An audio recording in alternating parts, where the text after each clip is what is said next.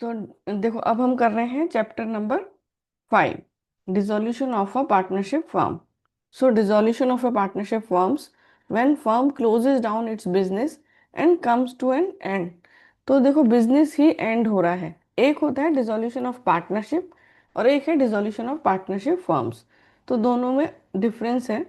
Dissolution of partnership means when new partner का admission होता है या रिटायरमेंट होता है, डेथ है, इंसॉल्वेंसी है, या पार्टनरशिप पीरियड का एक्सपायरी है, तब वो पार्टनरशिप एंड होती है और फर्म कंटिन्यू रहती है. और बाद में जब नया पार्टनर आ जाता है तो एक और नई पार्टनरशिप शुरू हो जाती है. लेकिन dissolution of partnership firms means पूरी की पूरी पार्टनरशिप फर्म का यानी बिजनेस का एंड हो रहा है, बिजनेस क्लोज हो रहा है और पार्टनरशिप फर्म एंड हो रही है. ठीक है, तो उसका अकाउंटिंग प्रोसीजर बिल्कुल डिफरेंट है. जैसे अभी तक आपने एडमिशन, रिटायरमेंट, डेथ में किया कि एक नया पार्टनर आ रहा है या रिटायर हो रहा है या डेथ हो रहा है, तो पार्टनरशिप फर्म तो कंटिन्यू थी ना, केवल पार्टनरशिप एंड हो रही थी. यहाँ क्या है, पार्टनरशिप फर्म ही एंड हो रही है यानी बिजनेस क्लोज हो रहा है. तब क्या करेंगे हम? तब हम अभी तक जैसे हम जो रिवैल्यूएशन अकाउंट बनाते थे वो नहीं बनाएंगे, क्योंकि एसेट्स और लायबिलिटीज को रिवैल्यू नहीं करना है, हमें सेल करना है. एसेट्स को सेल करना है, डिस्पोज करना है, और लायबिलिटीज को पे ऑफ करना है. तो हम एक अकाउंट बनाएंगे, रियलाइजेशन अकाउंट. फिर loan by firm to a partner, loan by partner to firm, partners capital account, cash और बैंक अकाउंट. तो ये हमें 5 अकाउंट्स बनाने हैं. और कैश और बैंक अकाउंट जब हम बनाएंगे तो ये इसका टोटल मैच होना चाहिए. जैसे हमारा बैलेंस शीट में बैलेंस शीट का टोटल मैच होना चाहिए तब हमारा आंसर करेक्ट होता है, ऐसे ही कैश और बैंक का अकाउंट का टोटल मैच होना चाहिए तभी हमारा आंसर करेक्ट है. तो इसका एक मेन चीज ये भी है, सबसे पहले जैसे यहाँ हम एक बैलेंस शीट बनाते हैं तो हमें उसके सारे बैलेंसेस को कहीं ना कहीं कॉपी करना है. देखो,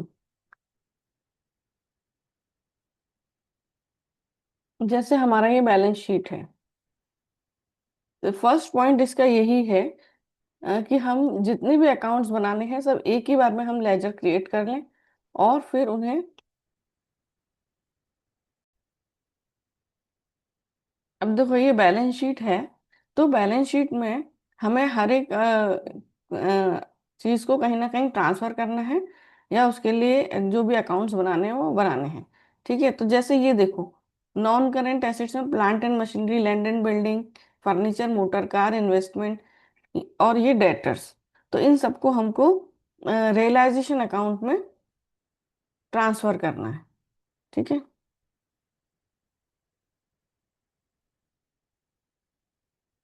डेटर डेटर को भी रियलाइजेशन अकाउंट में, रियलाइजेशन के डेबिट साइड में,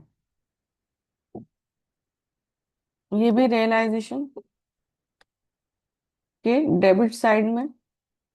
प्रोविजन फॉर डाउटफुल डेट्स, ये रियलाइजेशन के क्रेडिट साइड पर हमें ट्रांसफर करना है. उसके बाद स्टॉक, स्टॉक रियलाइजेशन के डेबिट साइड. कैश और बैंक का अलग से अकाउंट बनेगा, कैश एंड या बैंक अकाउंट, कोई भी एक अकाउंट बनेगा और उसका पैसा उसमें ट्रांसफर कर दिया जाएगा दूसरे का. एडवर्टीजमेंट सस्पेंस अकाउंट या प्रॉफिट एंड लॉस का डेबिट बैलेंस है, इन दोनों का, ये दोनों पार्टनर्स के अकाउंट में जाएंगे. सो partners capital account.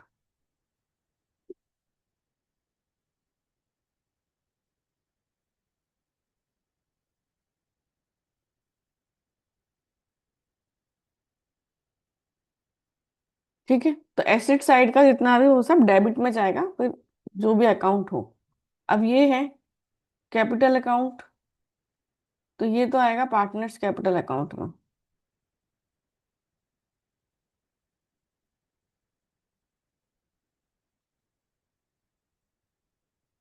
Loan by partner, इसका एक सेपरेट अकाउंट बनेगा.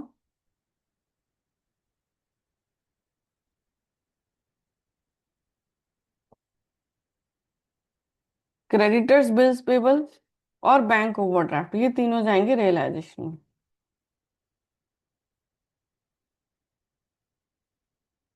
रियलाइजेशन के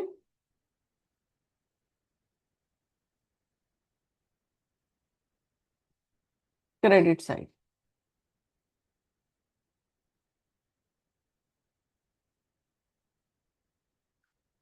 तो ये देखो, जब हम ये रियलाइजेशन अकाउंट बना रहे हैं तो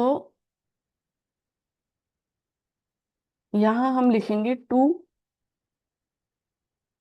land and building, to plant and machinery, to motor car, है ना, टू फर्नीचर। तो जितने भी हैं हमें वो यहाँ लिखने हैं फर्नीचर। इसके बाद और क्या क्या रियलाइजेशन में हमें ट्रांसफर करना है, डेटर्स हैं, स्टॉक हैं,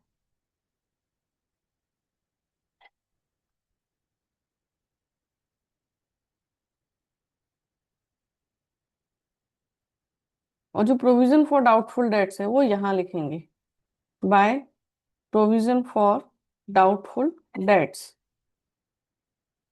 या फिर क्रेडिटर्स हैं या बेस पेबल है।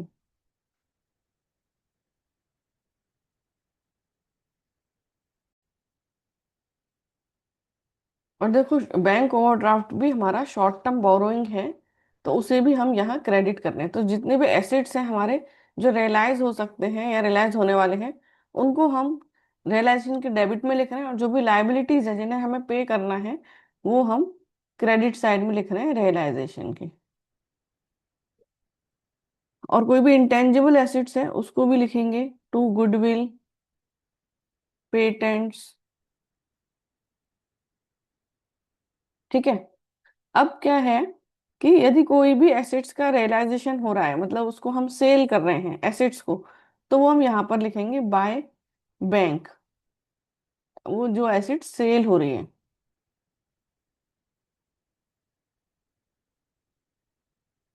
और यदि उस एसेट को कोई पार्टनर लेके जा रहा है तो उसके कैपिटल अकाउंट में लिखेंगे bye partners capital account.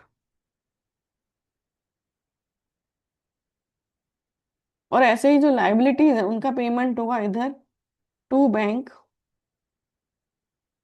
Liabilities paid.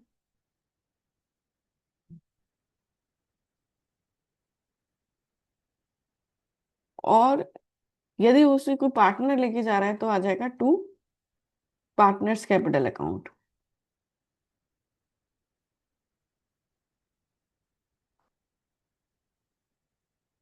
Realisation के एक्सपेंसेस हैं तो वो आएंगे टू बैंक।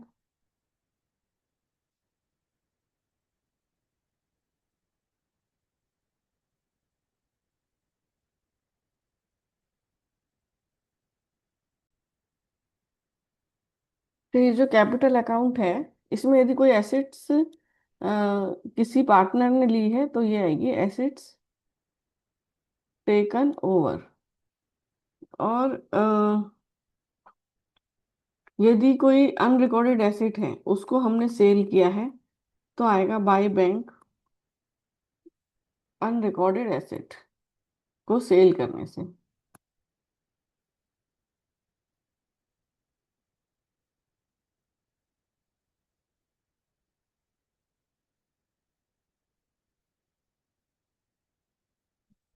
और ये लॉस हो रहा है तो वो पार्टनर्स के कैपिटल अकाउंट में जाएगा बाय पार्टनर्स कैपिटल अकाउंट। और यदि वो लॉस है तो लॉस ऑन रियलाइजेशन।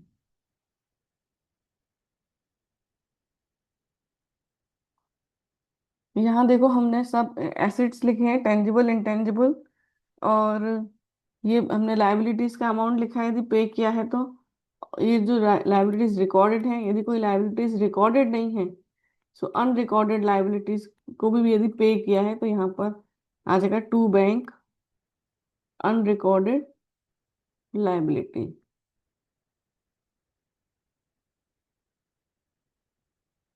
फिर रियलाइजेशन के एक्सपेंसेस पे किए हैं तो यदि कोई एक्सपेंसेस की रिस्पॉन्सिबिलिटी हमने पार्टनर को दी है और उसको हम कुछ अमाउंट दे रहे हैं कि ये आप रियलाइजेशन एक्सपेंसेस करना, तो उनके अकाउंट में जाएगा टू पार्टनर्स कैपिटल अकाउंट,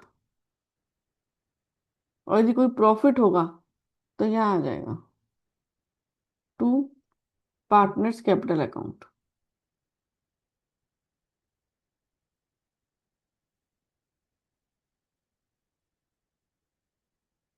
और ये उनके रेशियो में डिवाइड हो जाएगा।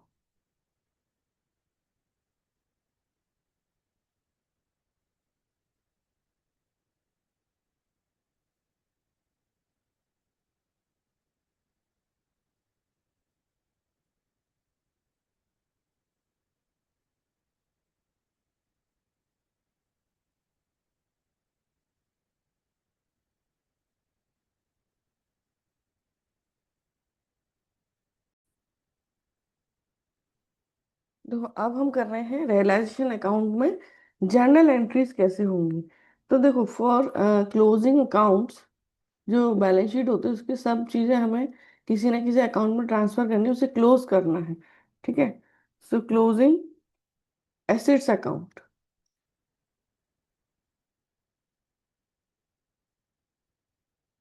तो फर्स्ट एंट्री हम करेंगे कि सभी एसेट्स को हम रियलाइजेशन अकाउंट में ट्रांसफर करेंगे। So realisation account debit to all assets sundry assets account.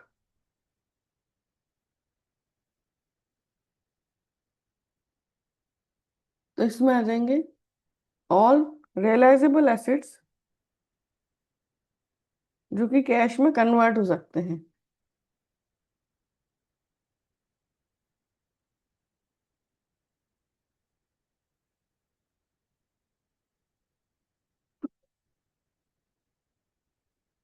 Which can be converted into cash except cash and bank. ठीक है, तो ये वाले हमें ट्रांसफर करने हैं रियलाइजेशन अकाउंट में। सेकंड एंट्री है वो एसेट्स जो कि फिक्टिशियस एसेट्स हैं, वो हमें पार्टनर्स कैपिटल अकाउंट में ट्रांसफर करने होते हैं।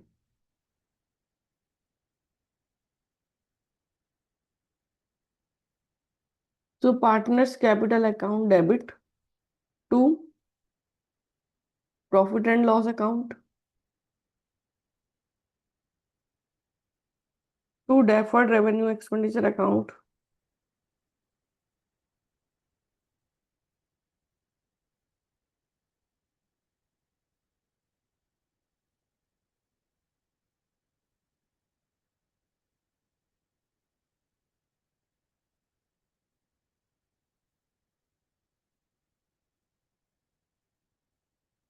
ठीक है, तो सन्ड्री एसेट्स जो कि कैश में कन्वर्ट हो सकते हैं वो हमने रियलाइजेशन में ट्रांसफर कर दिए, और जो फिक्टिशियस एसेट्स थे वो हमने पार्टनर्स कैपिटल अकाउंट में ट्रांसफर कर दिए। अब यदि कोई प्रोविजन फॉर डाउटफुल डेट्स है तो क्या एंट्री होगी, उसे भी हमने रियलाइजेशन में ट्रांसफर करना है। तो देखो यदि डेटर्स है हमारे पास तो हम क्या कर रहे हैं, वो तो एसेट से कैश में कन्वर्ट हो सकता है, तो हम कर रहे हैं रियलाइजेशन अकाउंट टू डेटर्स। तो ये हम करेंगे ग्रॉस अमाउंट से।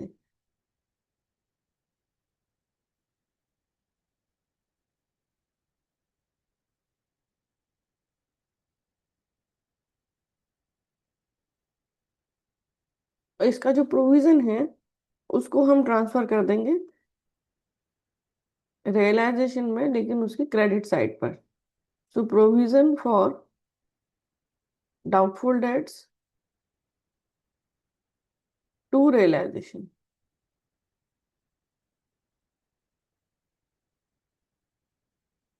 तो प्रोविजन फॉर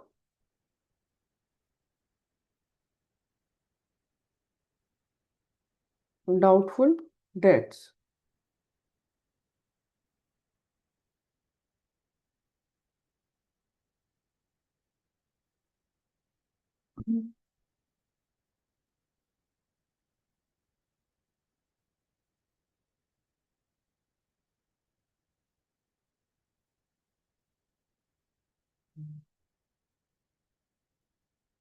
अब देखो, जैसे आपका WCR है, या मशीन रिप्लेसमेंट रिजर्व है, या फिर इन्वेस्टमेंट फ्लक्चुएशन रिजर्व है, इन्हें भी हमें रियलाइजेशन अकाउंट में ट्रांसफर करना है।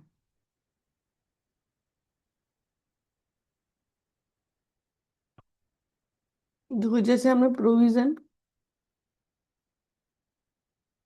For bad dates,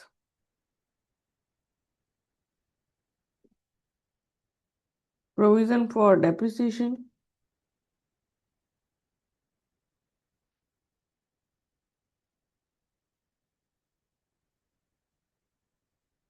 debit,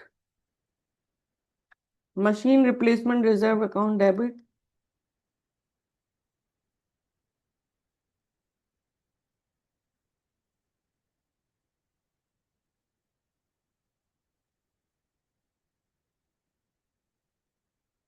investment fluctuation fund debit,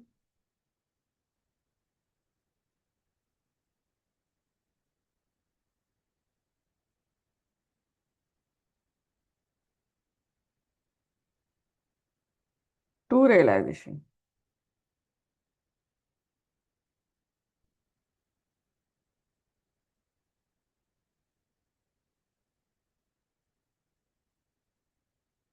फिर कैश और बैंक जो होता है उसे हमने उसका अलग से अकाउंट बनाना है।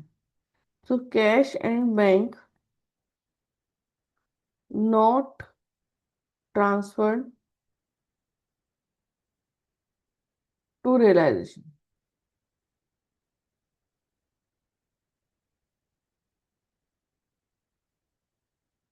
Separate account will be open for cash and bank.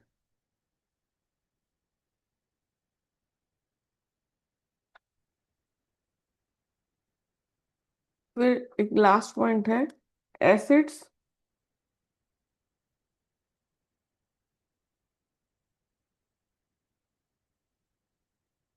Always transferred at their book value. Book value ये जो बैलेंस शीट में दिया हुआ है, उसी वैल्यू पे आपको सिर्फ ट्रांसफर अभी करनी है। ठीक है। सेकंड है फॉर क्लोजिंग लाइबिलिटीज।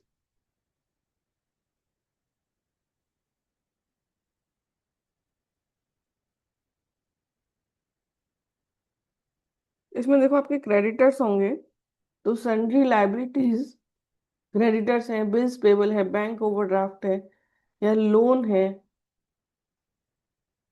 आउटसाइडर से, तो वो आएंगे sundry liabilities to realisation.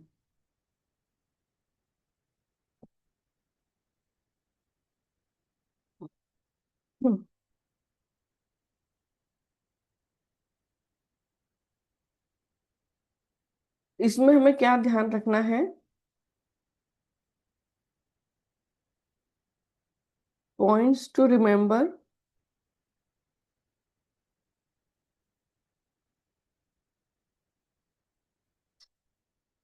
Only outside liabilities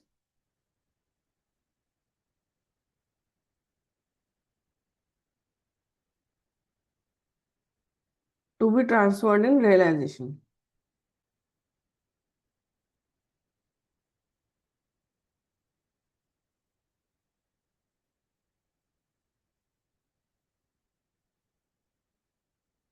और पार्टनर्स से रिलेटेड जो हैं, उनका सेपरेट अकाउंट बनाया जाएगा।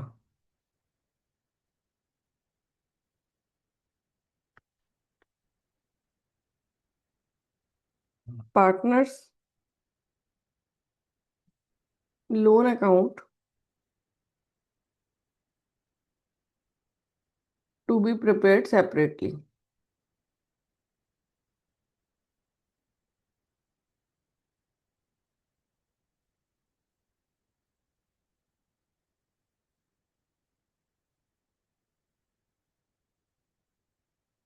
And partners loan to be paid after outside liability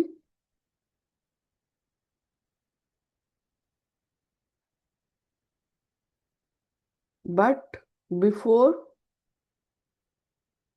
partners capital account.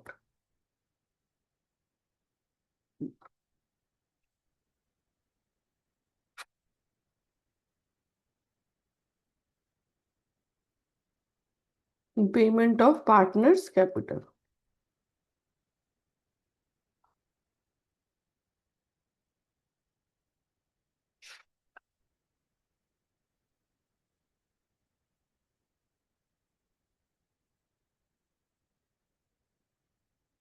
फिर देखो undistributed profits such as general reserve, reserve fund, credit balance, profit and loss account, इनको भी हमें रियलाइजेशन में ट्रांसफर नहीं करना है, इनको पार्टनर्स कैपिटल अकाउंट में ट्रांसफर करना है.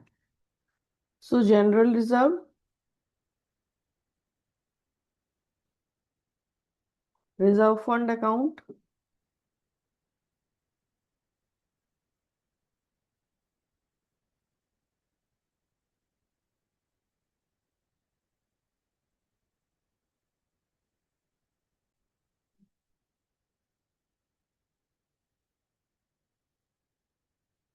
Contingency reserve account, profit and loss account, debit balance, नहीं sorry credit balance, credit balance debit, WCR workman compensation reserve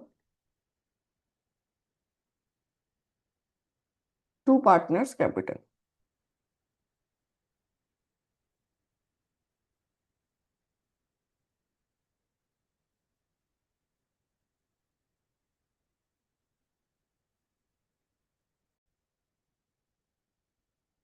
तो देखो जब हम फॉर्म का रिजोल्यूशन कर रहे हैं उस समय यदि हमारे पास वर्कमैन कॉम्पनसेशन रिजर्व है तो हम देखेंगे वर्कमैन कॉम्पनसेशन रिजर्व हमारे लायबिलिटी साइड में होता है बैलेंस शीट में. तो उसके अगेंस्ट में कोई क्लेम है कि नहीं, क्योंकि वो हम रिजर्व क्लेम के लिए बनाते हैं, तो कोई लायबिलिटी तो अराइज नहीं हो रही है. तो यदि हमारे पास कोई लायबिलिटी नहीं है, so if there is no liability, तब हम उस क्या क्या करेंगे WCR का, WCR debit to partners capital account, वो पार्टनर्स को दे देंगे वो रिजर्व.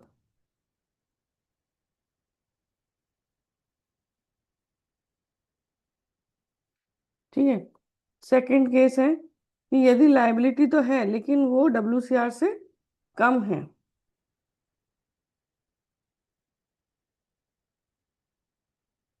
इफ लायबिलिटी इज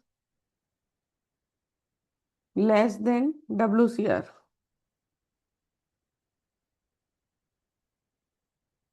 तो हम क्या करेंगे WCR डेबिट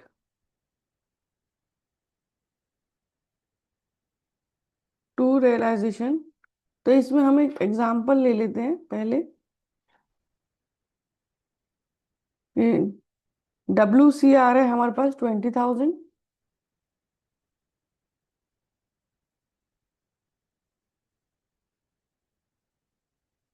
और WCC क्लेम है हमारे पास 8,000. ठीक है, जो कि WCR से कम है. तो अब हमारी एंट्री होगी WCR डेबिट 20,000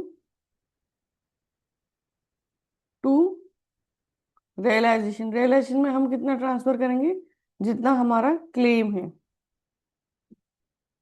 सो 8,000 और to partners capital account. Rest of the amount हम पार्टनर्स कैपिटल अकाउंट में ट्रांसफर कर देंगे.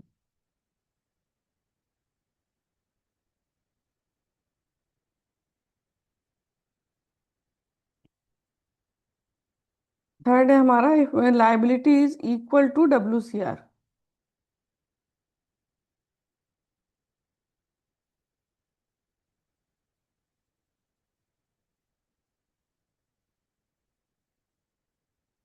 तो समझो WCR है आपका 20,000 और WCC भी 20,000. तो एंट्री हो जाएगी WCR debit 20,000 to realisation.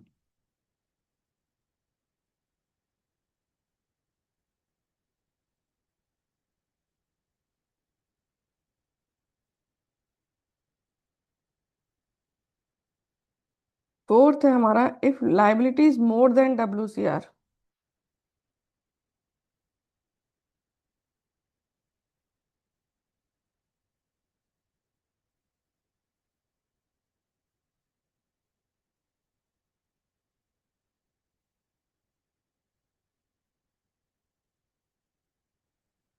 Suppose WCR है 20,000 और WCC है 25,000, तो जितना भी रिजर्व है वो सब रियलाइजेशन में ट्रांसफर हो जाएगा। सो WCR डेबिट टू रियलाइजेशन 20,000।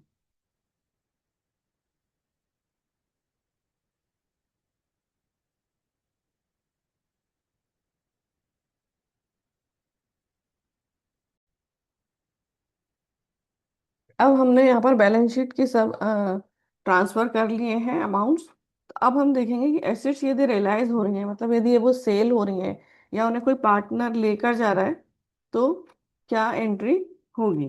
तो if assets is sold for cash, तो यदि कैश के लिए एसेट्स सेल हो रही है तो हमारी एंट्री होगी कैश या बैंक अकाउंट डेबिट, कैश या बैंक इंक्रीज हो जाएगा टू रियलाइजेशन। ठीक है, क्योंकि हमने सारी एसेट्स रियलाइजेशन में ट्रांसफर कर दी थी, तो अब जो भी होगा वो रियलाइजेशन के थ्रू होगा, रियलाइजेशन अकाउंट। सेकंड है, if assets is taken over by partner.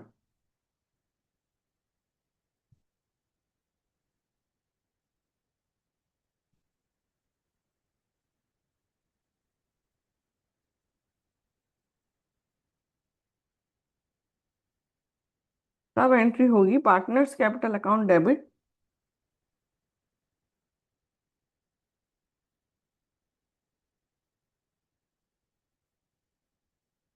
To realisation.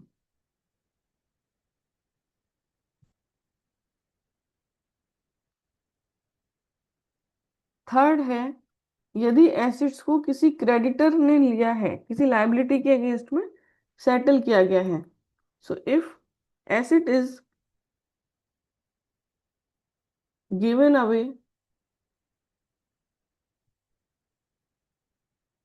To a creditor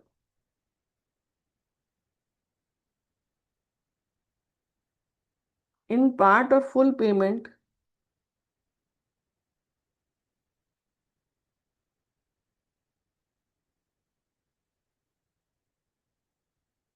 of his dues,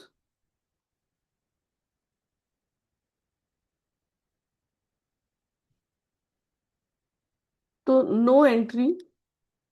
इसको कलर चेंज कर लेते हैं।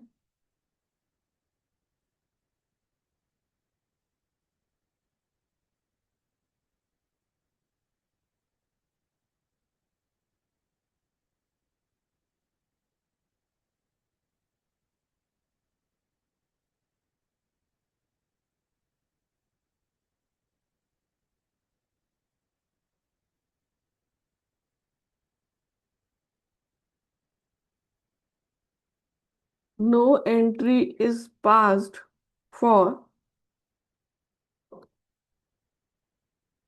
Transfer of asset to a creditor. अब देखो, यदि किसी लाइबिलिटी को एसेट्स के अगेंस्ट सेटल किया गया है तो उसकी कोई एंट्री नहीं होगी। ठीक है, अब एक एग्जांपल ले लेते हैं। यदि क्रेडिटर है हमारा 1 लाख और उन्होंने स्टॉक लिया है, he agreed to take stock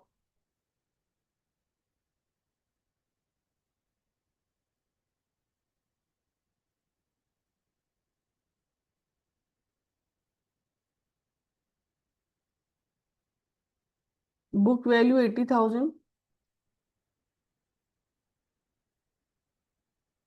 at 70,000। ठीक है, अब देखो, क्रेडिटर है हमारे पास 1 लाख के, और सेटल हो रहे हैं हमारे स्टॉक से 70,000, और हम कैश दे रहे हैं बैलेंस 30,000। तो इसकी, जब क्रेडिटर के अगेंस्ट क्रेडिटर को स्टॉक दिया जा रहा है, यानी लाइबिलिटी और एसेट्स आपस में सेट हो नॉक ऑफ हो रहे हैं, तो फिर नो एंट्री, इसकी कोई एंट्री नहीं होगी, और इधर होगी एंट्री। ये आपको 1 मार्क या 2 मार्क में भी आ सकता है, इस टाइप का क्वेश्चन। तो एंट्री होगी क्रेडिटर रियलाइजेशन, क्योंकि क्रेडिटर्स तो रियलाइजेशन में ट्रांसफर कर दिए। So realisation account debit to cash account 30,000।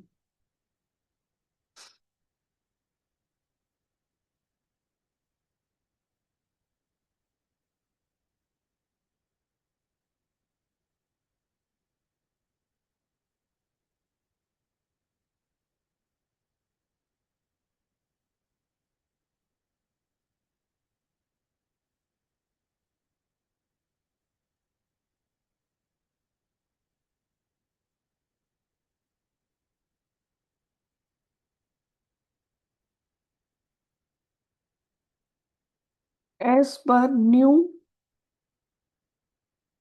CBSE guideline. ठीक है, तो ये सीबीएसई की गाइडलाइंस हैं कि यदि कुछ भी क्वेश्चन में नहीं दिया है, if nothing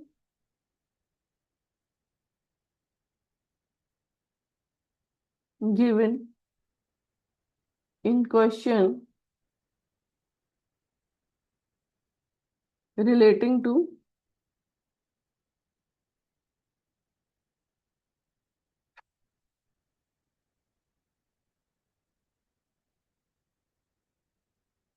related to realization of assets,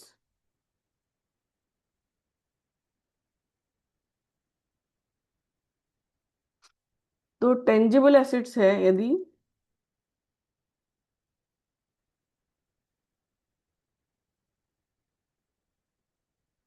तो टेंजिबल एसेट्स के लिए आएगा बुक, रियलाइज्ड होंगी वो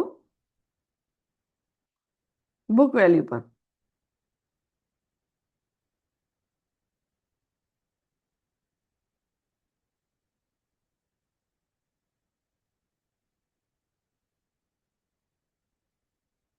और जो इनटेंजिबल एसेट्स होंगी,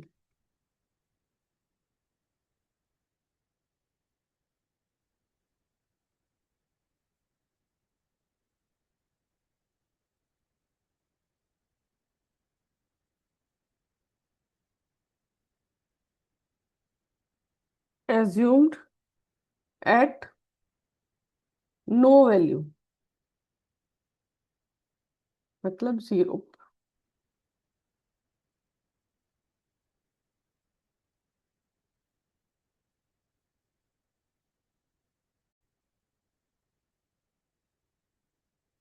तो when liabilities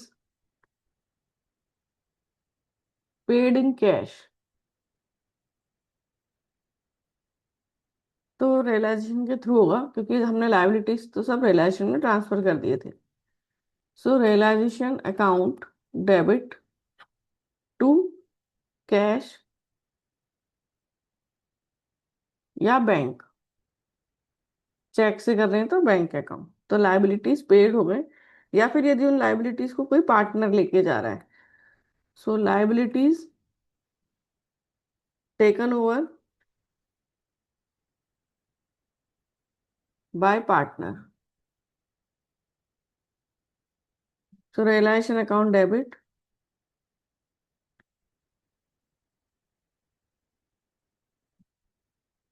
to partners capital account.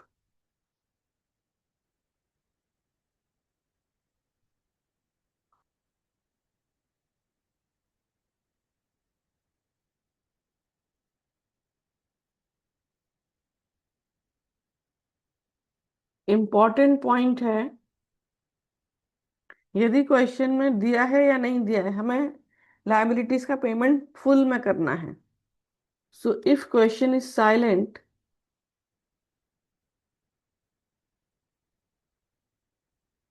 about payment of liability,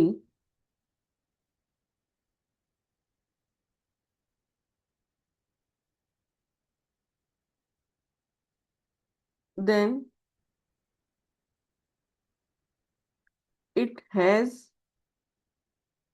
to be paid in full। तो हमें फुल पेमेंट करना है, क्वेश्चन में लिखा है नहीं लिखा है, तो सब लाइबिलिटीज का हमें पेमेंट करना ही होगा।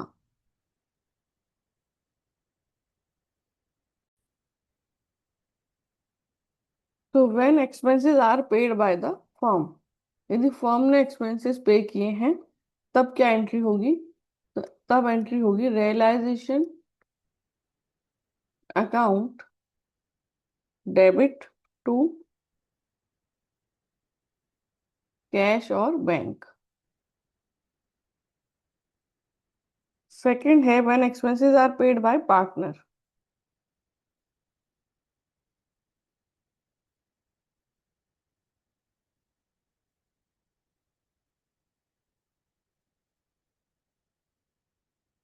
On behalf of firm.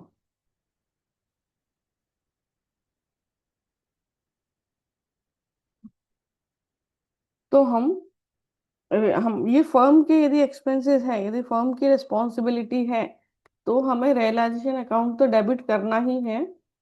Realisation account debit to, अब हम देखो हमारी रिस्पॉन्सिबिलिटी थी, फर्म के बिहाफ पे पेमेंट हो रहा था, तो रियलाइजेशन अकाउंट को डेबिट किया।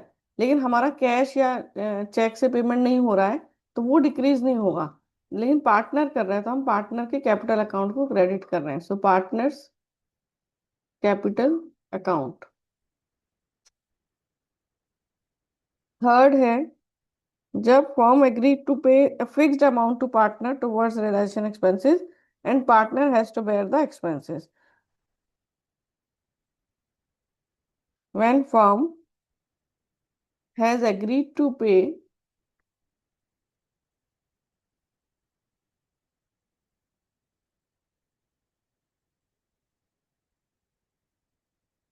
a fixed amount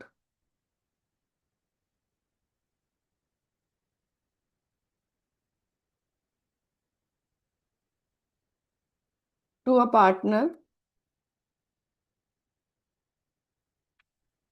and partner agreed to pay and partner has to bear the expenses।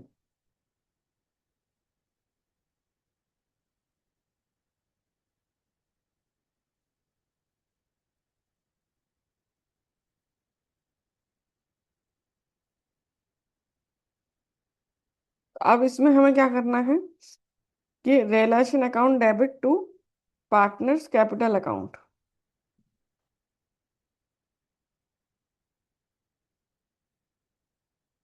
क्योंकि हमारी रिस्पॉन्सिबिलिटी है, फर्म की रिस्पॉन्सिबिलिटी है, तो रियलाइजेशन अकाउंट डेबिट करेंगे।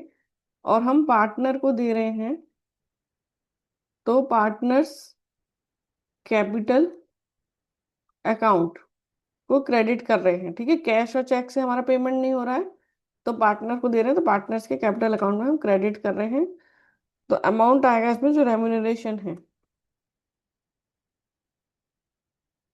Remuneration allowed to partner.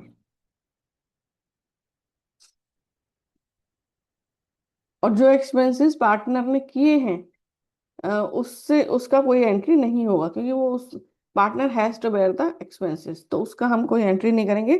सिर्फ जो रियलाइजेशन के लिए हमने उसको रेम्यूनरेशन दिया है उसका ही एंट्री करेंगे।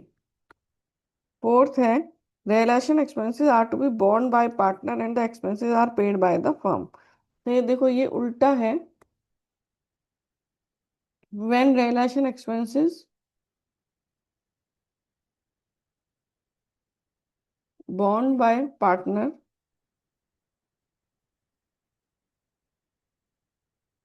And expenses paid by firm.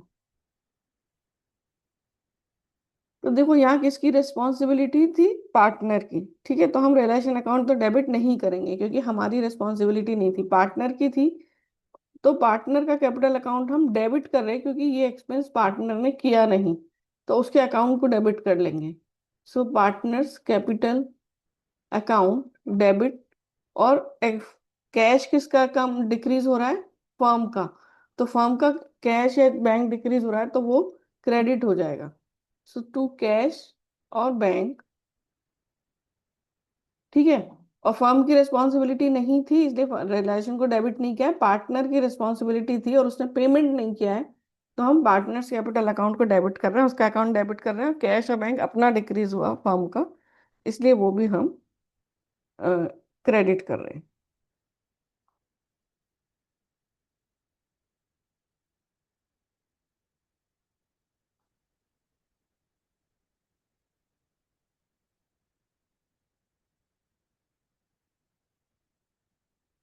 और कोई एंट्री पास नहीं की जाएगी यदि expenses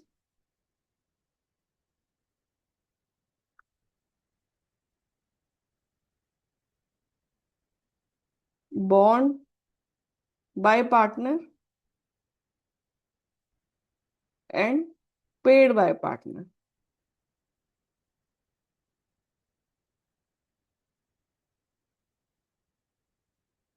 out of his pocket.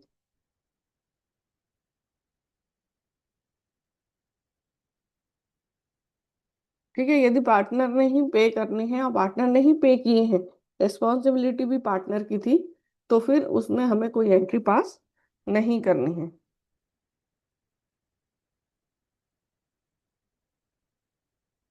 और यदि कुछ भी नहीं दिया है क्वेश्चन में, तो हम ये मानेंगे कि रिलेशन एक्सपेंसेस फर्म ने ही पे किए हैं।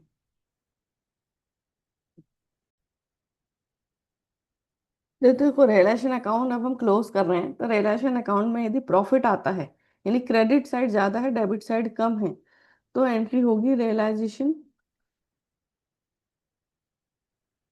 Account debit to all partners capital account.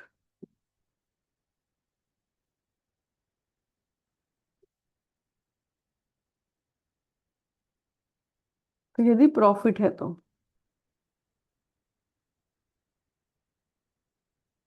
और यदि लॉस है तो फिर पार्टनर्स कैपिटल अकाउंट को डेबिट करेंगे।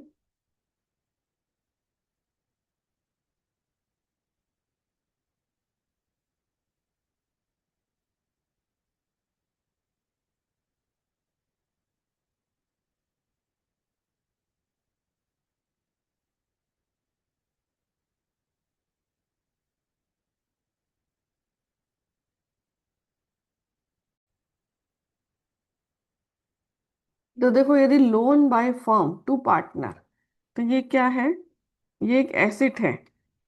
तो लोन टू पार्टनर, ये एक है एसेट फर्म के लिए।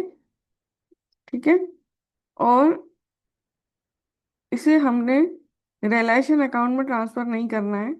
ठीक है, इसको थर्ड पार्टी लायबिलिटीज को पे करने के लिए इसे यूज किया जाएगा। तो इसे हम कैपिटल अकाउंट में भी ट्रांसफर नहीं करेंगे, तो इसका हम एक अलग से अकाउंट बनाएंगे। ठीक है, और उसमें हम लिखेंगे तो separate account need to open. और फिर वहां पर हम एंट्री करेंगे, इनसे हम अमाउंट ले लेंगे क्योंकि हमने लोन दिया था, हमारी एसेट है तो हमें पैसा मिलना चाहिए। तो cash account, bank account debit to loan to partner, तो सेपरेट अकाउंट बनाएंगे और वहां से पैसा लेंगे और पार्टनर लाइबिलिटीज को पे करेंगे।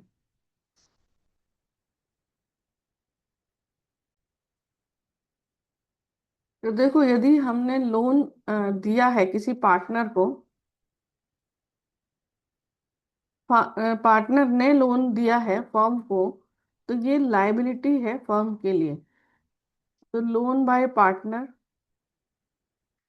टू फर्म एक फर्म के लिए लायबिलिटी है और इसके लिए एक सेपरेट अकाउंट ओपन करना है। इसे हमें कहीं पे भी ट्रांसफर नहीं करना है, ना तो रियलाइजेशन अकाउंट में, ना ही पार्टनर्स कैपिटल अकाउंट में। हमें एक सेपरेट अकाउंट ओपन करना है।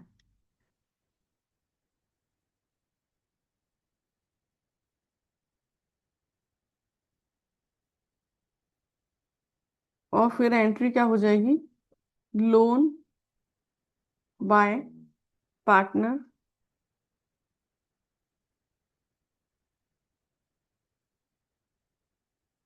टू कैश और बैंक।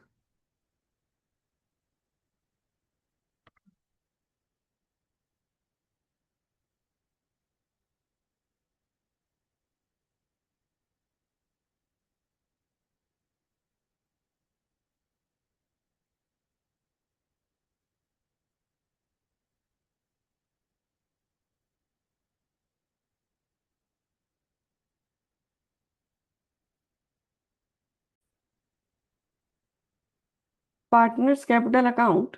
तो देखो, जब हम पार्टनर्स कैपिटल अकाउंट में रियलाइजेशन का प्रॉफिट और लॉस ट्रांसफर कर लेंगे, अनडिस्ट्रीब्यूटेड प्रॉफिट्स रिजर्व्स ट्रांसफर कर लेंगे, और कैपिटल अकाउंट के बैलेंस ट्रांसफर कर लेंगे, उसके बाद फाइनली हमें देखना है कि पार्टनर्स को कैश लाना पड़ेगा या हमें पार्टनर्स को कैश देना है। तो जो भी फाइनल होगा वो देख लेंगे। यदि क्रेडिट साइड ज़्यादा है तो हम पार्टनर्स को कैश दे देंगे, लेकिन यदि डेबिट साइड ज़्यादा है तो फिर हमारी एंट्री होगी cash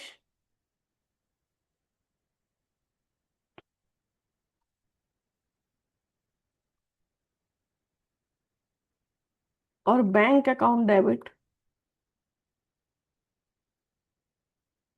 to partners capital account.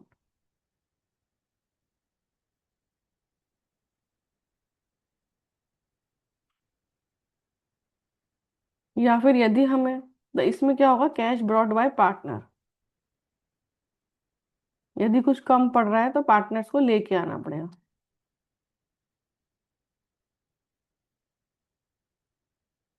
और यदि क्रेडिट साइड ज़्यादा है, डेबिट साइड कम है, तो हम उन्हें कैश पेमेंट कर देंगे। So partners capital account debit to cash और bank.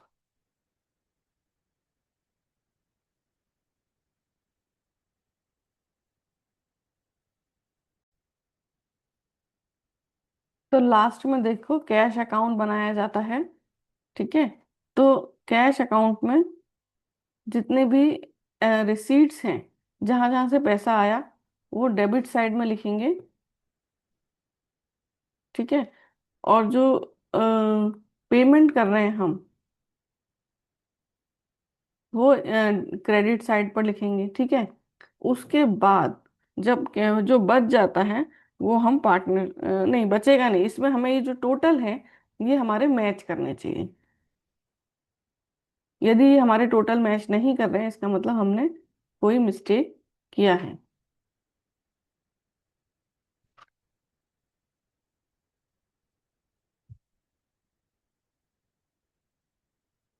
Total should be matched.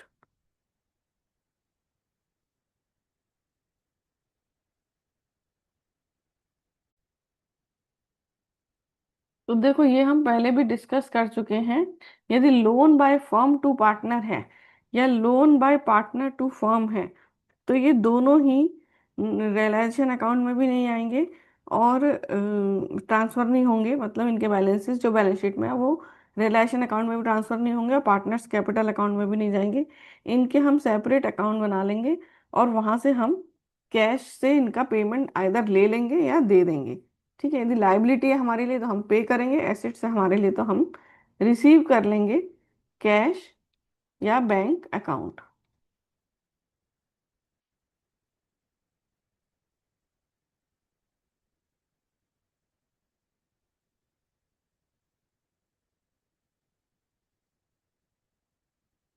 तो यहाँ आ जाएगा to cash account debit to loan by firm to partner, क्योंकि फर्म के लिए लाइबिलिटी है तो फर्म को पे करना पड़ेगा। तो to loan by firm to a partner.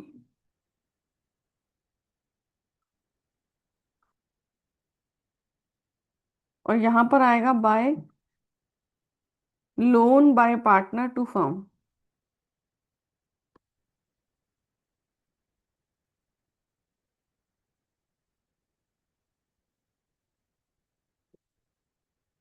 तो यदि पार्टनर ये हमारे लिए एसेट है तो हम वहां से कैश ले लेंगे, और यदि हमारे लिए लायबिलिटी तो हम पे करेंगे। तो दोनों ही ना तो रियलाइजेशन में अकाउंट में ट्रांसफर किए जाएंगे, ना ही पार्टनर्स कैपिटल अकाउंट में। ठीक है, दोनों का पेमेंट किया जाएगा, मतलब पेमेंट आइदर रिसीव करेंगे या पे करेंगे, लेकिन कैपिटल अकाउंट बनाने से पहले। लेकिन यदि हम लोन के अमाउंट से कम या ज्यादा पे कर रहे हैं तो वो बैलेंस अमाउंट जो है, एक्सेस या डेफिसिट अमाउंट, वो रियलाइजेशन में जाएगा।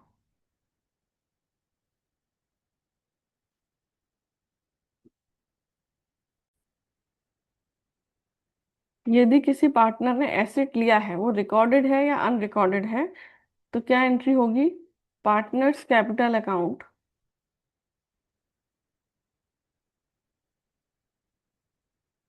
Debit to realisation.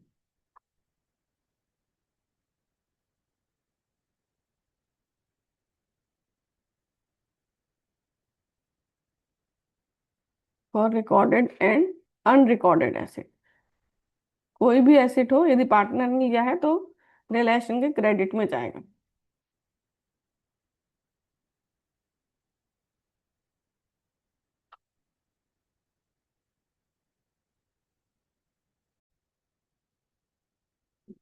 यदि किसी पार्टनर ने लायबिलिटीज की रिस्पॉन्सिबिलिटी ली है कि वो लायबिलिटीज पे करेगा, तो हमारी क्या एंट्री होगी? रियलाइजेशन अकाउंट डेबिट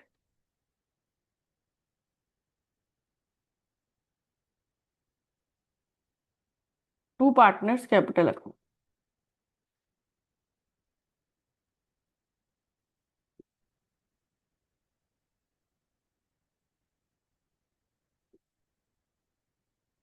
तो ये है, यदि वो रिकॉर्डेड है या अनरिकॉर्डेड है, दोनों के लिए ही आएगा।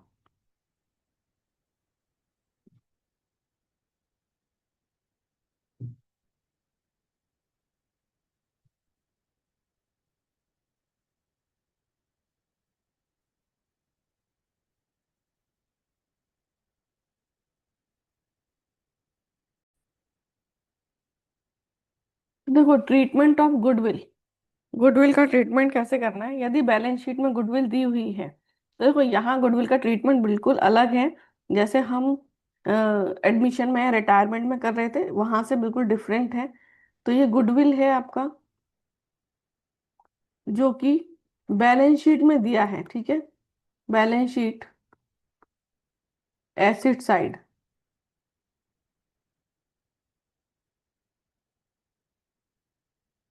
तो हमें इसका क्या एंट्री करना है? रियलाइजेशन अकाउंट डेबिट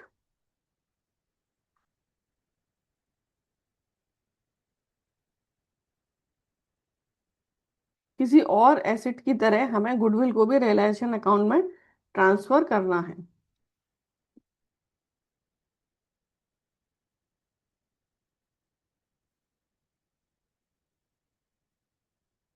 ठीक है, फिर इसके जो ट्रीटमेंट होंगे वो,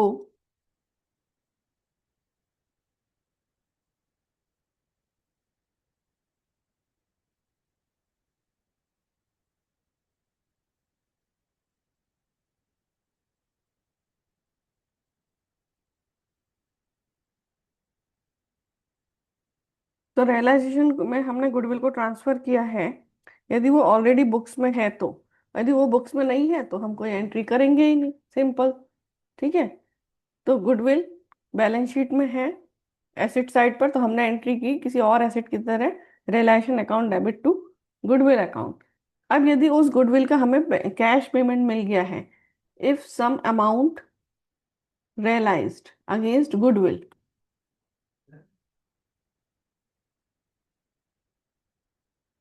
तो क्या एंट्री होगी? कैश अकाउंट डेबिट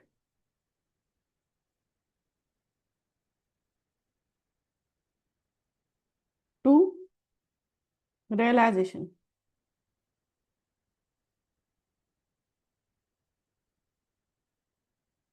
और goodwill is taken over by any partners, और यदि गुडविल किसी पार्टनर ने ली है तब क्या होगा?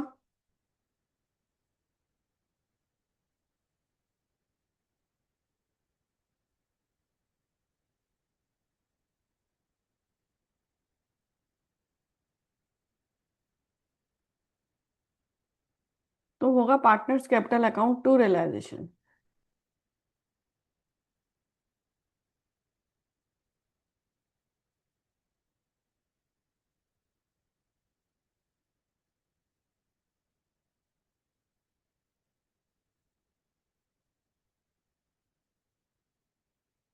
और यदि क्वेश्चन साइलेंट है,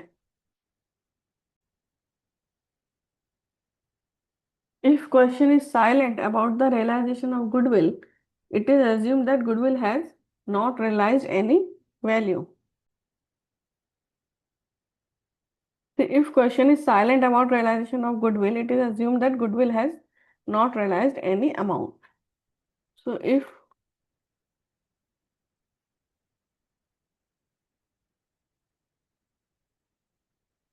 question is silent या क्वेश्चन में कुछ दिया नहीं है इसके बारे में, so assumed no value realized।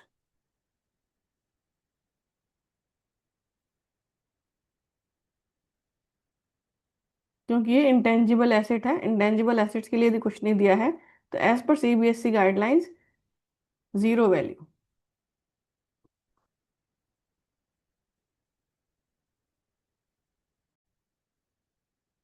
तो देखो, bank overdraft and bank loan दोनों को ही हमें रियलाइजेशन अकाउंट में ट्रांसफर करना है पहले, और फिर इन्हें हमें पे करना है।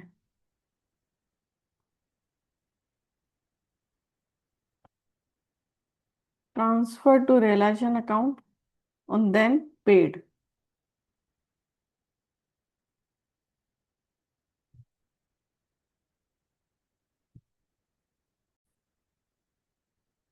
तो यहाँ पर देखो हमने अ, हमारा ये चैप्टर कंप्लीट हो गया है थ्योरी पॉइंट ऑफ व्यू से। तो ये हमें न्यूमेरिकल करने में हेल्प करेगा। ठीक है। तो फुल पार्टनरशिप का वन ये हो गया है। तो हमारे 5 चैप्टर्स के कंप्लीट हो गए वन शॉट। ये लास्ट चैप्टर था, चैप्टर 5। तो अब देखो आप मेरे चैनल को लाइक करो, सब्सक्राइब करो, शेयर करो अपने फ्रेंड्स के साथ। कुछ डाउट है तो कमेंट करो। Thank you for watching.